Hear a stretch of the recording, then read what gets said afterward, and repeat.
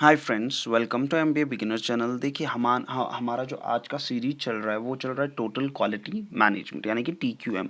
इससे पहले भी हमने काफ़ी जो सीरीज़ है वो कंप्लीट की है, जैसे कि आपका सीआरएम है, आपका export management, hospital administration, international business, organisational effectiveness, strategic management. तो ये सारी कोर्सेज हमने ऑलरेडी कंप्लीट किए हुए हैं, जिसकी लिंक आपको ऊपर आई बटन में भी मिलेगी और या डायरेक्टली आप हमारे प्लेलिस्ट सेक्शन में जा सकते हैं। जहाँ तक कि टीक्यूएम की बात है तो आज का जो हमारा टॉपिक रहेगा वो भी हम डिस्कस करेंगे, लेकिन उससे पहले हमने ऑलरेडी कुछ कॉन्सेप्ट्स इन क्वालिटी पढ़े हुए हैं, कुछ क्वालिटी कॉस्ट्स पढ़े हुए हैं और जो क्वालिटी मैनेजमेंट फिलोसफीज है जो कि हर किसी एग्जाम में आते हैं, जैसे कि Edward Deming, Juran trilogy, Crosby, ठीक है, 14 principles and other things. Customer perception of quality भी हमने पढ़ा है, केजान कानबान, ठीक है, जापानीज टेक्निक्स भी हमने क्लियर कर दी है, जेआईटी भी हमने क्लियर कर दी है जस्ट इन टाइम। तो इसकी भी लिंक आपको ऊपर आई बटन में मिलेगी, आप डायरेक्टली हमारे प्लेलिस्ट सेक्शन में जा सकते हैं। तो जो आज का हमारा टॉपिक रहेगा वो रहेगा इम्प्लीमेंटेशन ऑफ टीक्यूएम। इसके बाद हमारे सिर्फ 3 टॉपिक्स रहते हैं, barriers to TQM, ISO 9000, six sigma, ठीक है। इसके बगैर भी अगर आपको कोई ऐसा टॉपिक लग रहा है कि जो कि आपके एग्जाम पॉइंट ऑफ व्यू से बहुत ही ज़्यादा इंपॉर्टेंट है तो आप हमें कमेंट सेक्शन में भी बता सकते हैं, तो हम उस पर आपको जल्द से जल्द वीडियो बनाने की कोशिश करेंगे। तो आज का जो हमारा टॉपिक रहेगा वो रहेगा इम्प्लीमेंटेशन ऑफ टीक्यूएम। देखिए इम्प्लीमेंटेशन ऑफ टीक्यूएम कैसे हम कह सकते हैं, देखिए आप कैसे इम्प्लीमेंट करेंगे एक सक्सेसफुल टीक्यूएम, ठीक है। उसके लिए आपको पहले याद रखना है, for successful implementation of TQM आपको 6 C's याद रखने, ठीक है, 6 C's। फर्स्टली इज कमिटमेंट, ठीक है, यानी कि आपका कमिटमेंट जो आपके एम्प्लॉयज़ हैं उनका कमिटमेंट वो डेडिकेटेड होने चाहिए towards your organisation, towards your customers, towards your products, towards your services, ठीक है। आपको ऐसे एम्प्लॉय चाहिए, ये नहीं कि जो मतलब ऐसी जो लॉयल नहीं होगा वो आपकी कंपनी के लिए, या जो एफिशिएंट नहीं होगा वो आपकी कंपनी के लिए एट द एंड नुकसानदेह ही होगा। जैसे कि आप देख रहे होंगे कि उनको एट द एंड आपने टर्मिनेट ही करना है, अदरवाइज वो आपके साथ साथ आपकी कंपनी को भी ले डूबेंगे। तो जो 6 C's में पहला हमारा रहेगा वो रहेगा कमिटमेंट, दूसरा हमारा है कल्चर, तीसरा है हमारा continuous, fourth is cooperation, fifth is customer and sixth is control. तो जो पहला, जैसे कि मैंने कहा, कमिटमेंट हमारा क्या होना चाहिए, there must be quality improvement commitment from all employees of the organisation, यानी कि एक और खाली आप एक एम्प्लॉय से काम करवाएंगे, नो, हर कोई कमिटेड होना चाहिए टुवर्ड्स देयर वर्क। कल्चर, ठीक है, हर ऑर्गेनाइजेशन को ऐसा कल्चर डेवलप करना चाहिए या ऐसे मॉडर्न रूल्स फॉलो करने चाहिए जिससे कि एक तो क्वालिटी इंप्रूव होगी ही होगी, राइट, और ट्रेनिंग आपने रेगुलर बेसिस पे देना है।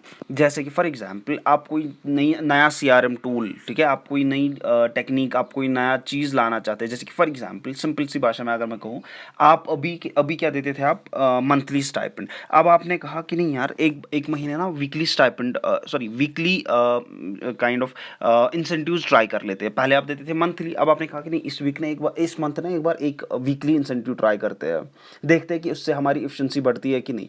तो आप क्या करते हैं, आप वीकली ट्राई करते हैं, ठीक है, भले ही आप वो परमानेंट ना रखें बट आप ट्राई करते हो, आप देखते हैं कि यार इससे तो काफ़ी ज़्यादा इंक्रीज हो रहा है हमारा एफिशिएंसी, तो आप फिर क्या करते हैं, आप उसको वीकली ही रखते हैं।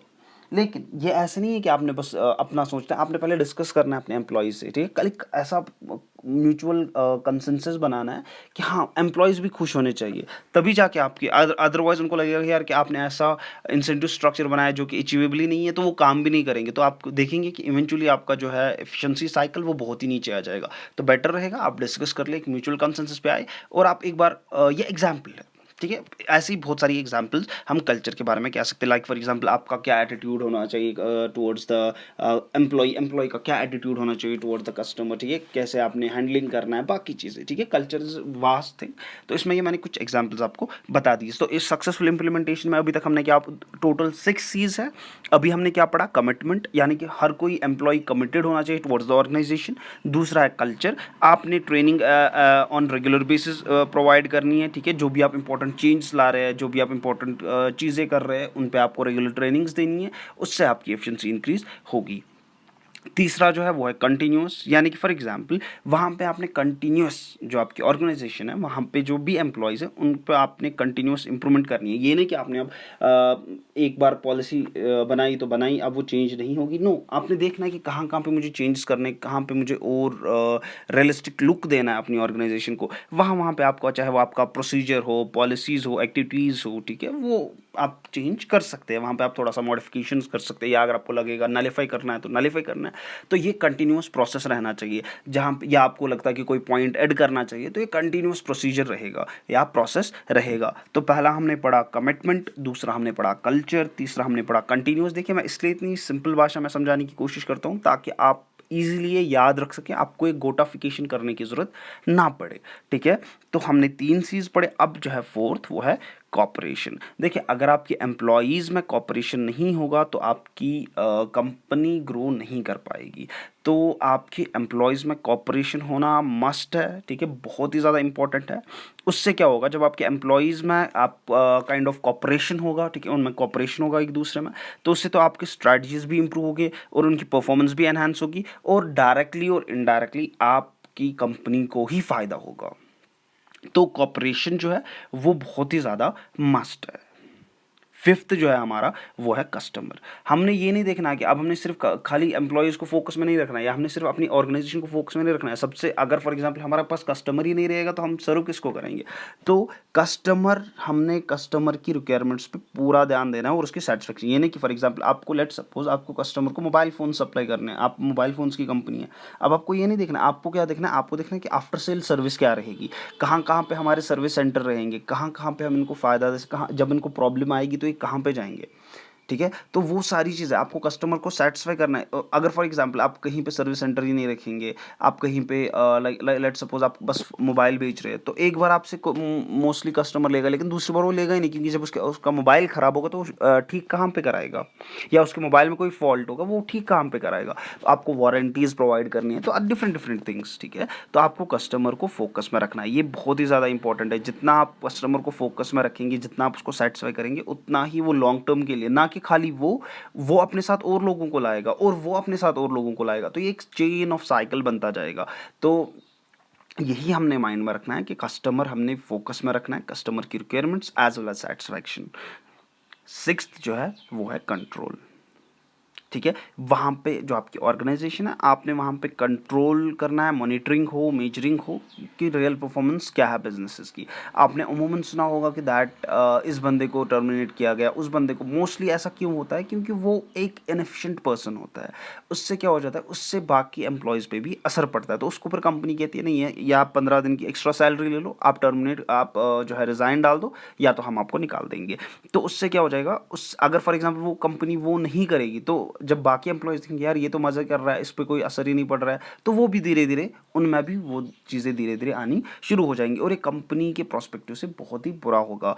तो ये 6 चीज़ जो है हमने सक्सेसफुल इम्प्लीमेंटेशन ऑफ TQM के लिए याद रखना है। पहला क्या है, कमिटमेंट, यानी कि हर एम्प्लॉई जो है ऑर्गेनाइजेशन के रिलेटेड कमिटेड हो। दूसरा है कल्चर, ठीक है, ट्रेनिंग आपने कंटिन्यूस देना है, आपने ख्याल रखना है अपने और एम्प्लॉयज़ वगैरह का, आपके एम्प्लॉयज़ के रिगार्डिंग आपका क्या एटीट्यूड है, उनका क्या एटीट्यूड है टुवर्ड्स द कस्टमर, ठीक है, ये सारी चीज़ें। तीसरा जो है हमारा वो है कंटिन्यूस, यानी कि हमारा जो पॉलिसीज़ है, प्रोसीजर्स है, एक्टिविटीज़ है, ये कंटिन्यूसली इंप्रूव होना चाहिए। ये नहीं कि बस जो एक बार टॉप मैनेजमेंट ने डिक्लेयर कर दिया तो वही रहेगा हमेशा, नो, जो ये टाइम टू टाइम चेंज होता रहता है। कॉपरेशन इज मस्ट, ठीक है। जो फोर्थ सी है वो है कॉपरेशन, यानी कि आपके एम्प्लॉयज़ में कॉपरेशन होना बहुत ही ज़रूरी है, जिससे कि आपकी परफॉर्मेंस भी इंक्रीज हो जाएगी और जब आप कोई नई स्ट्रैटेजी भी लाएंगे तो वो इजीली अप्लाई होगी। फिफ्थ जो है वो है कस्टमर की आपको जो है requirements as well as satisfaction mind में रखनी है। और सिक्स्थ जो है वो है कंट्रोल, ताकि आप जो है मेजर कर सके और मॉनिटर कर सके real performance of the business. तो ये हमारा आज का टॉपिक था, इम्प्लीमेंटेशन ऑफ TQM 6Cs, ठीक है। तो जो हमारा नेक्स्ट टॉपिक रहेगा वो रहेगा barriers to TQM, implementation of TQM। उम्मीद है आपको ये वीडियो पसंद आई होगी। लाइक शेयर और सब्सक्राइब जरूर कीजिएगा और कोई भी डाउट है रिगार्डिंग दिस तो आप हमें नीचे कमेंट सेक्शन में भी बता सकते हैं या आप हमें रीच आउट भी कर सकते हैं। Thank you so much.